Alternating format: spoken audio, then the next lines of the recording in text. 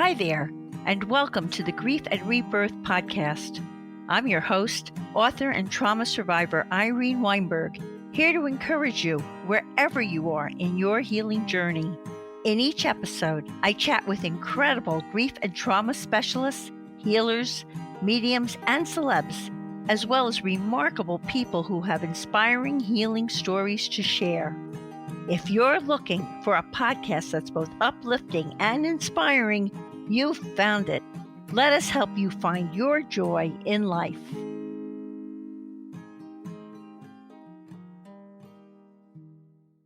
Hi, everyone. I hope this finds each of you so very well. I'm speaking to you from my studio in West Orange, New Jersey, and I'm feeling so very grateful and honored to have the pleasure of interviewing Julia Samuel MBE, who is a highly regarded psychotherapist and author in the UK, specializing in grief. Julia's work and insights into grief and trauma are prolific and profound. She began working as a bereavement counselor in the pediatric department of St. Mary's Hospital, which is a major acute care hospital in London, where she pioneered the role of maternity and pediatric psychotherapy. Then, in 1994, she helped launch and establish Child Bereavement UK, for which she is a founder patron. In 2016, Julia was appointed a member of the British Empire for her services to bereaved parents of babies. She is a vice president of the British Association for Counselling and Psychotherapy. She is an honorary doctor of Middlesex University, and she has also written 3 wise, transformative books.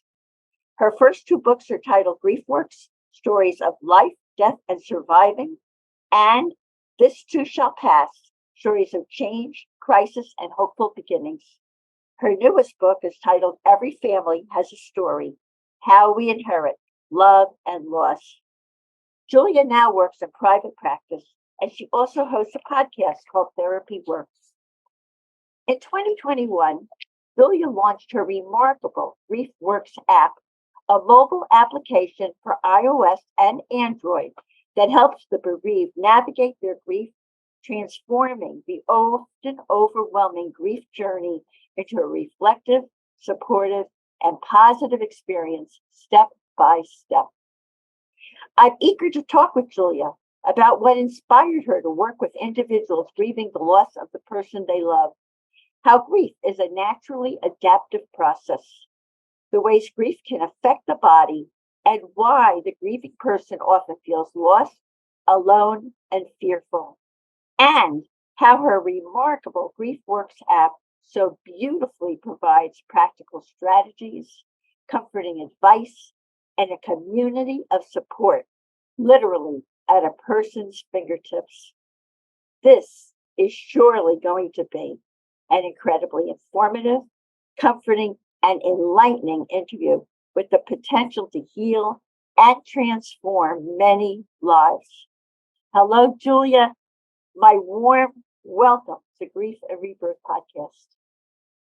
Well, I've never had such a fulsome introduction to a podcast before, Irene. Thank you so much. And I'm delighted to meet you and congratulate you on all the work that you're doing in this field. Thank you so much. For me, your Grief Works app, and everyone's going to learn about it and how wonderful it is, but your Grief Work apps and what we do for Grief and Rebirth podcast, it's like a natural marriage. And I know that it can help so many people. I'm already excited about the potential for it with so many people. So let's begin by helping everyone to get to know a little bit more about you. So what has motivated you over the last 30 years to work with individuals who are grieving the loss of a person they love? I know you started out in the publishing business. Yes, no, And I then you worked in made a turn. and then now work with publishers, obviously. But I mean, I think with most of us, we come to this maybe consciously, or in my case unconsciously, from our own story. So I was brought up in a family where both of my parents had very significant losses by the time they were in their mid-20s. My mum, her mother, her father, her sister, and her brother had died very tragically. And she was an orphan. And my dad, his father, and his brother both died very tragically. So I was brought up in a household where they never talked about death. We talked about everything that didn't matter and nothing that really mattered. And I think that kind of unconsciously influenced me. And also I'm a twin. So I have a twin brother who lives in America. He lives in Brooklyn with his kids, has been there for like 27 years. And I think that need for connection and wanting to kind of be close and be on the inside of someone, the inside track of someone, not the outside of what they're kind of showing, but more what they're feeling and experiencing, is kind of wired in me, I think, from birth, really. I think in my view that you turned to helping others, and it also helped you. Oh, it definitely helped me. Let's talk about your first counseling job, which as a volunteer for Westminster Bereavement Service. Even though you felt, and I loved how you talk about this on your site, and you're so authentic, which I really appreciate. You felt daunted, inadequate, and scared in the face of so much intense anguish and grief. What was it about that experience that moved you to work with grieving individuals as your lifelong mission and purpose?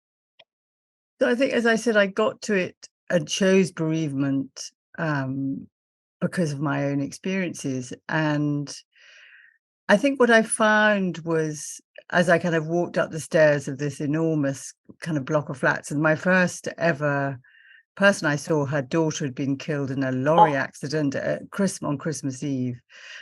And I walked into this room and there was an electric heater, and she had she had the radio on, the television on. She hadn't been outside for weeks and weeks. And there was something about, despite all of that, the level of human connection and the way that eventually she turned off the heaters and the television and the radio, and I could help her kind of go in her internal world and deal with the kind of devastating loss of her daughter, that I knew, as bad and as kind of uncertain as I was, that this is what I wanted to do forever. I mean, I just knew. It is such a gift that you give to others. It really is. And I know it's also a gift you give to yourself. Yes. I mean, how lucky I think I was 29 to find what I wanted to do for the rest of my life. I mean, it's really, really lucky. There are people who never find that out all through their lives, right? Yeah, so right. How fortunate. And then you worked at the Westminster Pastoral Foundation, and you were a very assertive young woman, and then you persuaded the board of obstetric consultants at St. Mary's Hospital in London to take you on as the first counselor supporting families of babies and children who had died. What were some of the important life-changing lessons, Julia, that you learned from those experiences? I mean, I think that what happens to you at the time of the death, how the news is broken to you, the memories that you create leading up to the death and after the death are incredibly significant in your capacity to then navigate your loss. So if it's done insensitively, if you don't have time to see the child, to see the baby, maybe often these were stillbirths or they'd never had a live baby. And, you know, back in the day, I'm laughing, but of course it's not funny. The practice was what you don't see doesn't hurt you. And so babies tended to be taken away. And people didn't have memories. They didn't necessarily have proper funerals. And not at St. Mary's, but I think in plenty of hospitals around the UK, and I'm sure the world, obstetricians would send a mother off, tell her to go and have another baby. And so I recognized very early on that it's the whole circumstances of it, as well as you're grieving the future that you had every right to and that you expected. But I also learned that people had this incredible capacity to bear the unbearable, to when children died of, terrible illnesses. We had a lot of meningitis early on, or car crashes, or drownings, or, they were very sudden and unexpected, very, very tragic deaths.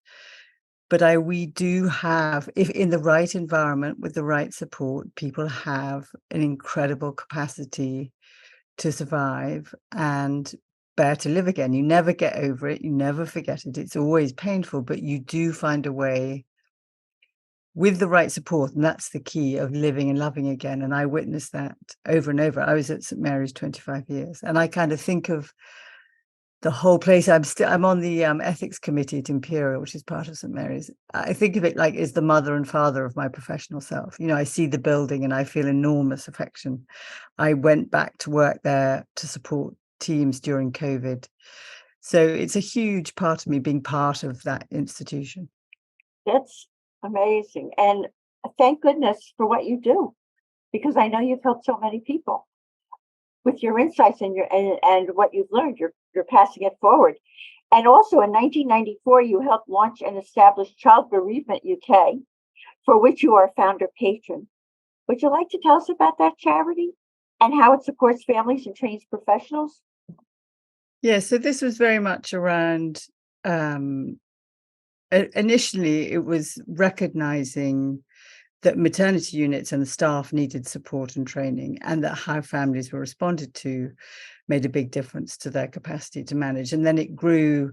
So it supports families when a child dies, and it supports children when they're bereaved. And children's grief is an aspect of grief that, back then was really unrecognized. People were always told children bounce back, they're amazing.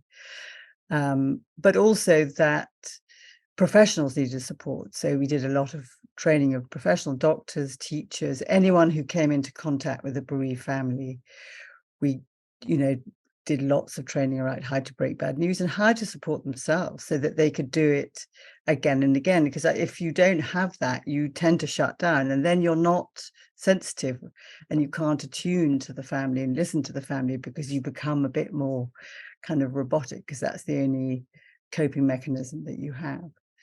And now it's 28 years old. And my maths isn't very good. No, I stopped, and after 25 years, whatever it is, my maths isn't very good. It's about. Yeah. And it's a nationwide charity that is kind of seen as the charity that supports families when a child dies and when a child is bereaved. That's wonderful. And when you say it's nationwide, so there are branches all through the UK? So yes, it reaches all through the UK. We have some hubs, but a lot is now virtual. So that, COVID's changed a lot. Yeah. That's wonderful. And now I want to tell everyone about your Grief Works app, because I think it is incredible. It has impressively earned over 1,000 5-star reviews. What inspires you to create this? I love your Grief Works app. I think it is so needed. And it's so nurturing, it's healing, and it helps with anyone trying to cope with the death of a loved one. What inspired you to create this with all the things that you do? I think now I'll create a Grief Works app.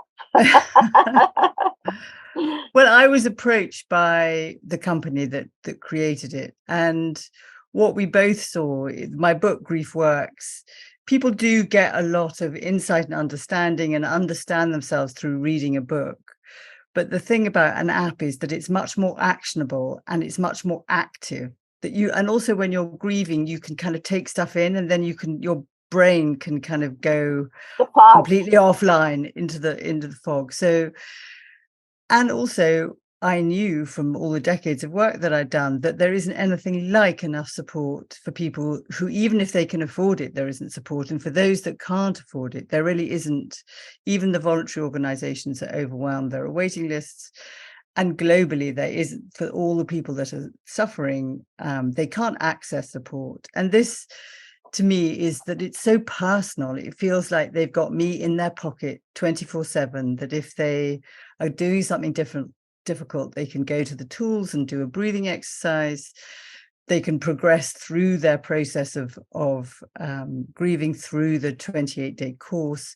And they build a relationship with this new version of themselves through the architecture of the app. And I think I like the structure. I think it's very containing and holding. And then we have this community, so you can meet other people, because grief is so isolating and so kind of chilly.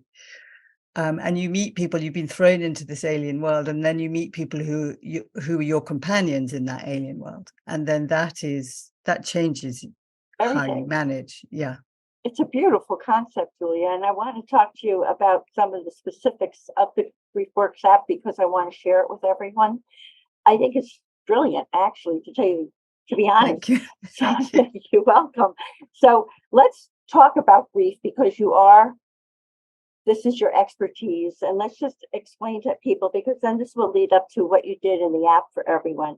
Would you like to describe the stages? Because I know that you do not ascribe to the traditional Kubler-Ross stages of grief. Would you like to describe the stages of grief as you understand them, and explain why you say that grief is a naturally adaptive process? So I think the task of mourning is to face the reality of the loss. And that is the toughest task, this loss that we didn't want and we didn't choose. And even if we knew it was coming, and even if it's a death after a long time, in some ways we're never prepared for that moment when the person has actually died. And yet our brain is a learning machine. Our brain does naturally adapt if we give it the information. And so my kind of understanding is the things that we do that block the pain is the thing that over time does us harm. But we can't feel it all at once, so that we need to gently let our brain know in incremental steps that this is the reality, that this person that we love has died. And I think the best model in a way is the dual process, is the movement between loss orientation, where you take time and you allow yourself to focus on the grief and the memory and feel the pain of it, and then be restorative and do something that supports you, that distracts you, be with a friend. And it's the movement between the two, the oscillation between loss orientation and restoration orientation, where then your brain does adapt. And that is, the Kubler-Ross, that you can be numb or you can be furious. And often you feel all of these conflicting feelings at the same time. But while you allow yourself to do it and have the support to do it, you do accommodate the loss. So you build your life around it. You don't get over it.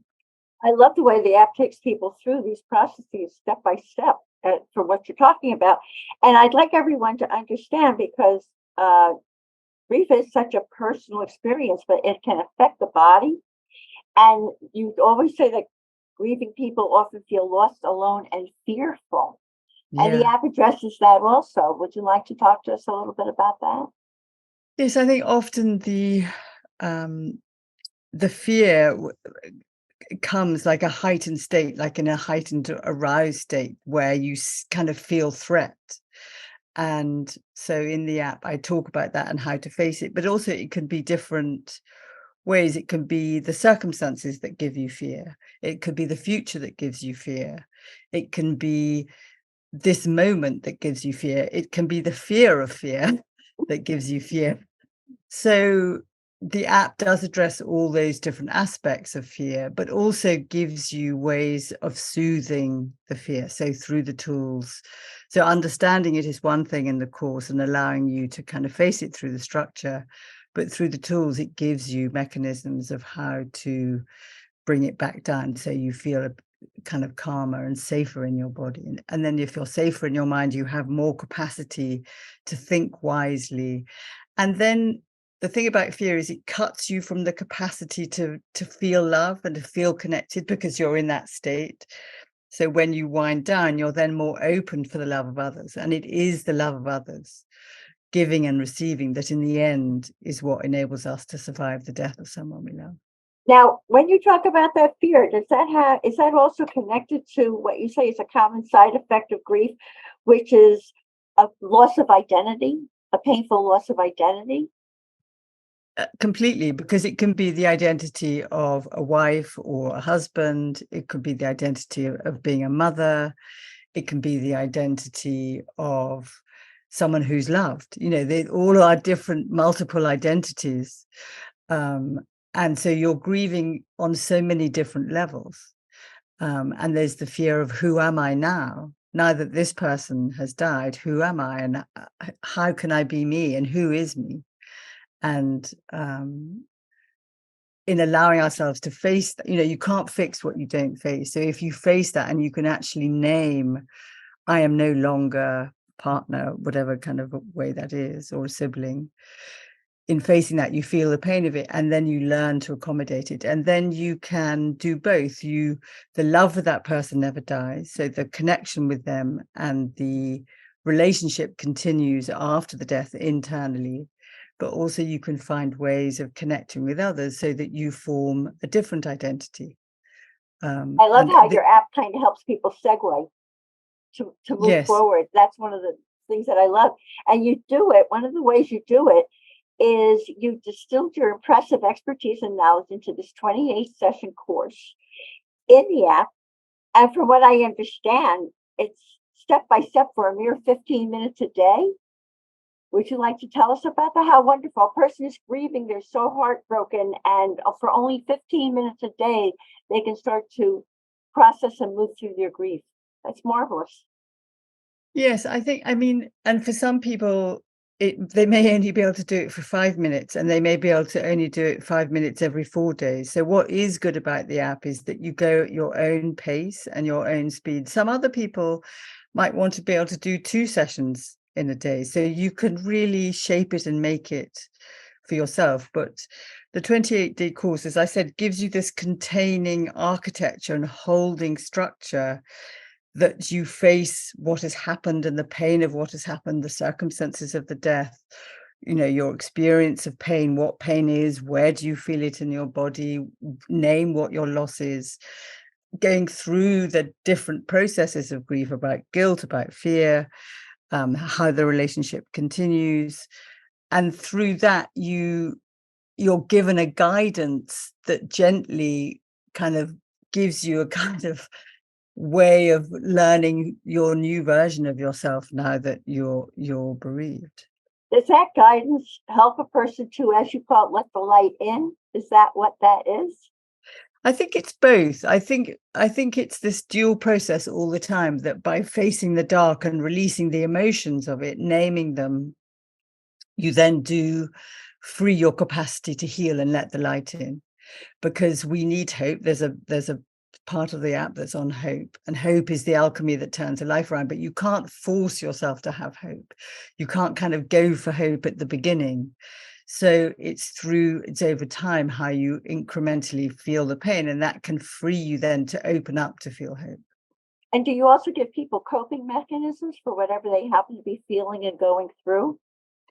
Yes, there are lots of coping mechanisms. So there's the journal, which I think is incredibly helpful, and people can do that in their own way. They can write to the person that's died postcards, letters within the journal. And then there's these tools, which, exercise tools, yoga tools, meditation tools, visualization tools, heart variability tools, all the things. So it's like Take your choice. Pick your choice. Yeah. What works for you? But I think the point is that you have a choice, but everybody has that choice, that you can go on Google and find all these things. But I think when you're in the kind of grieving mind, you can't choose easily, and you can't find stuff easily. You don't navigate things easily. You feel so lost. So having everything in one place that you can touch and move yourself very easily, navigate it very easily, from tools to journal to the course, I think makes an enormous difference, actually. I do too.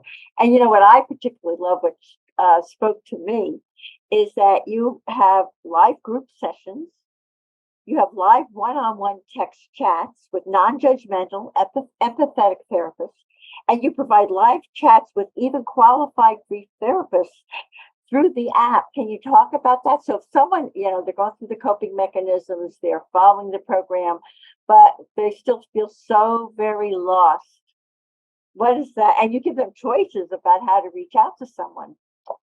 Yeah, so they'd have to pay for that. So it's reduced. So it's £50 a session to talk to someone they'll then book, and they can see them face to face virtually. The grief chat they can just do through texts. And then every month I do these live sessions, which are growing. I mean, I'm doing one this evening. It's got 2,500 people have signed up. How many people? 2,500 have signed up. Wow. And from then you see your new unwelcome tribe, the club you don't want to be a member of, Right. but you find each other. And so they ask me questions directly. I talk about something specifically. So today I'm talking about guilt, and building a community like you do, Irene. It's building a community where people can connect with each other. We're both here to serve. We're both helping a lot of people with this, and we both had our own experiences with grief, so we understand.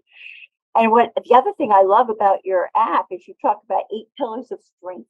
How do these pillars help people cope better with life as they're grieving? So the pillars I came up with because you feel so empty internally, and so the pillars are this kind of structure, which are ways of being and attitudes and action that can support you to manage where you feel like you've been thrown, into this chaotic, unpredictable place. So one of them is your relationship with yourself, and to be kind of self-compassionate, because often we turn our pain against ourselves and can be very critical of ourselves. It's the continuing relationship with the person that's died, so that the love never dies, and having touchstones to memory to find ways of connecting with that person. It's the embodied sense of grief, the mind-body connection. So taking exercise, which kind of reduces the level of fear in your body, and then you have a kind of a sense of calm afterwards. There's focusing. There's many. I'm not going to go through every pillar, but it's if you go through the pillars, it will give you a robustness to manage all the different ways that you're feeling. Julia, do you happen to have a story to share with someone who's worked through the GriefWorks app and how it took them through? Would you like to share that with us? Because I think it would inspire a lot of people who are listening to the podcast. Yeah, so there was a message from someone who I would not expect, really, because women tend to be people who respond and follow me. But this was a 68-year-old man whose wife had died 3 years before. And he said that he was completely stuck. He wasn't going out. He barely functioned. He wasn't really working. And he found the app, and it changed him within like 28 days. I mean, obviously he was ready. But he said he found himself and his life through the app, which made me cry. So when I read those 1,000 reviews and I see people saying how much it helped them and how much it changed them and how much they recommend it to others, every one of them feels like, well, you're why I did it. I only need one. And then it's worth it. And it's incredibly inspirational. So I feel grateful that people want to let other people know about it, because I think when they've been helped, they want other people to have the help too. Well, that's exactly why I'm doing this podcast. And I do and the same thing happens to me, Julia. I get testimonials from people thanking me for bringing them this information, which is helping them. So I totally relate to that. And the other thing I really relate to, because I also derive this from the work with this podcast, is you say that you receive so much joy from the extraordinary people you meet. And one of the themes of this podcast is finding joy in life, because when we grieve, that's one of the things that we really need to reattach to, is our ability, even though we've had a loss, to still be able to find joy in our lives. So would you like to speak to that?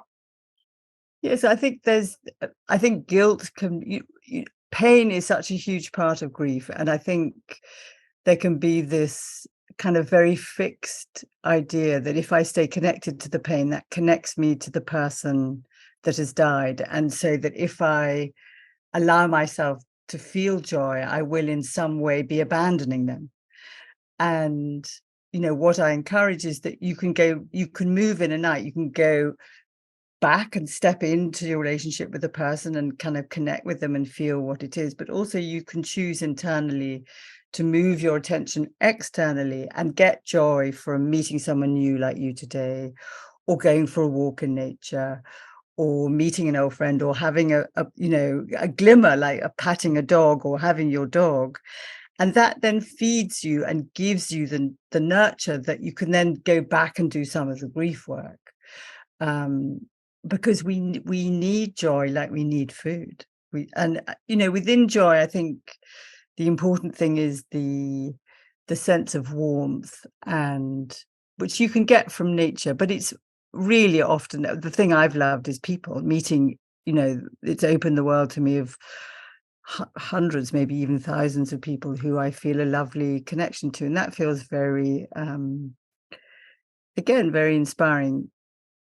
Yeah, I feel a lot of joy meeting you today, because I know that through your app, you're helping so many, through what you do, you're helping so many people. And in my spiritual world, we would call you a light worker, Julia. Thank you. You're doing wonderful work for people. And I want to share one thing. When I had my loss with my husband, my son, I did a lot of healing work. And my son said to me about a few years after the loss, Mom, there's been nothing worse than seeing you in total despair, and nothing better than seeing you be able to have joy again. And this, I think, is what your GriefWorks app is all about. Yeah, I think it really is that you can come through, you can feel like you're never going to survive, and then find that you do, and then you can really thrive. And for our families and people that love us, seeing us in pain, emotions are contagious. So as a parent, you're kind of modeling, and you can't avoid the grief that you did for your husband, and you had to go through that. But for him to see that you not only survive, but thrive and have joy and have great light in yourself, models for him that he can do it too, because they learn not from what we say, but from how we behave and how we live. That's another reason I just love your app and everything that you're doing. Julia, you're remarkable. This is such a remarkable healing GriefWorks app.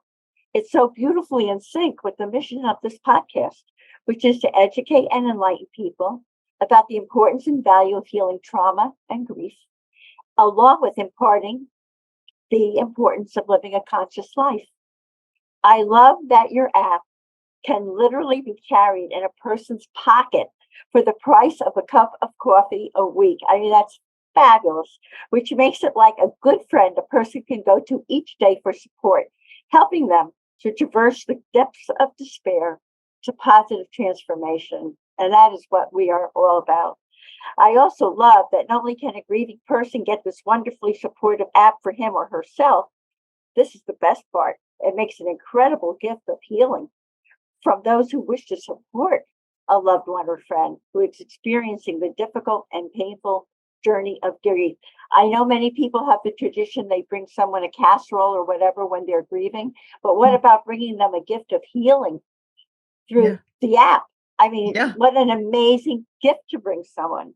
Yeah. And I want to personally thank you, Julia, for offering our Grief and Rebirth podcast listeners up to a 10% discount on annual subscriptions to this wonderful app. I encourage everyone to go to illumapps.com/rebirth to find out more about accessing comfort, understanding, and the invaluable tools for healing grief through the app, and links will absolutely be provided. Julia, from my heart, thank you for all you have done over the years to teach and counsel people about grief, bring them relief, and inspire them to find the courage to heal and go on after devastating loss. And I also want to thank you for this incredibly informative, comforting, and enlightening interview, because I think we have the potential to heal and transform many lives. And here's a loving reminder, everyone, that you can see the show notes and all Grief and Rebirth podcast episodes on ireneweinberg.com.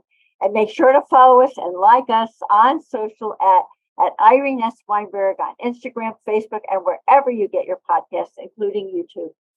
As I like to say, to be continued. Thank you again, Julia. Many blessings, and bye for now. Thank you.